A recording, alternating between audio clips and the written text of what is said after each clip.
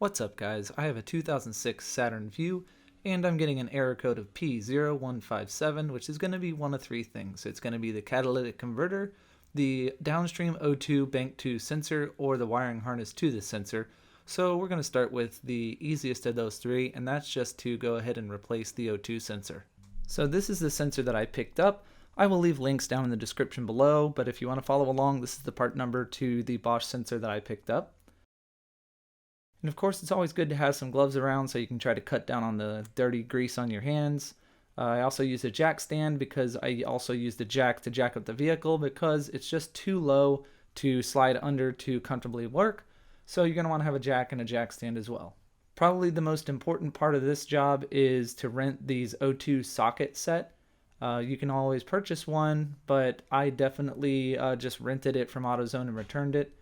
And the one that I'm pointing at is the socket that I use to get in a tight area in order to take off my O2 sensor on the Saturn Vue. So this is the one you're going to use to do this job.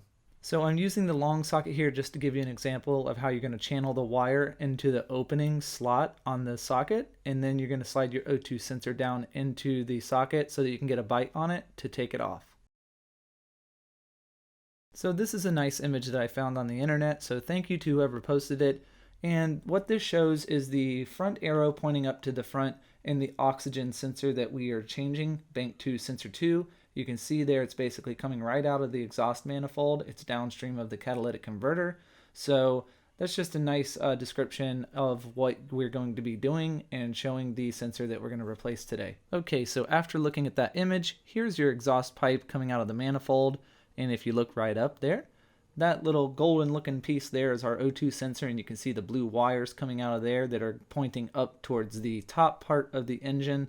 So that's going to be our O2 sensor location that we're going to be replacing for bank 2 sensor 2. Okay, so here's a look on top of the engine. If you look beneath the oil cap, you're going to see this gray sensor. That's a big one. It's not the sensor we're working on, but right behind it, you can see it a little bit easier in person, but right behind it is a smaller clip, and if you trace the wire from down beneath where the O2 sensor is located at, it's going to come right up top and you're not going to be able to miss it.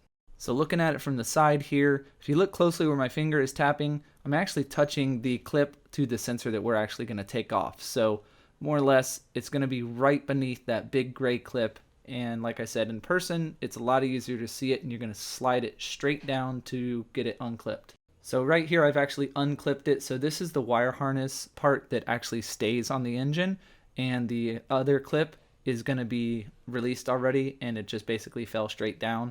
So yours may be attached to little clips that you just have to kind of pull really hard to get it out of there. So here's a look after I've already removed the O2 sensor. Like I said, if you use that small angled socket lefty-loosey, you're going to go ahead and turn that thing counterclockwise to go ahead and loosen it up, and then just spin it all the way out, and you're going to be left with an empty slot here ready for you to put your new O2 sensor in. And again, at that point, you're going to turn it clockwise, get it nice and tight. Don't over tighten it here. You could cause damage to the manifold. So once you're done putting the new O2 sensor in and getting it nice and tight, go ahead and clip in your wire and snap it up. And after I did that with mine, when I went and started my vehicle, my check engine light had already turned itself off. I went ahead and plugged in my ODB2 tool, and I just cleared whatever was left in the system. And so far, after driving it for a day or two, I have not had any issues. The check engine light has not come back on. So in my case, I don't think it was the catalytic converter. I think it was just the O2 sensor itself. And it's a pretty simple repair. You can get it done in about an hour and a half or two. That's how long it took me. And from there, I think this is something you can do. I'm not a mechanic, so if I can do it, I think that you can do it. But if you feel uncomfortable with anything you've seen here, go ahead and be safe and just take it into a shop and have somebody who does this for a living work on it. Other than that, thank you guys for watching this video. If it helped you, give it a thumbs up, like and subscribe. And as always, we'll see you guys in the next video.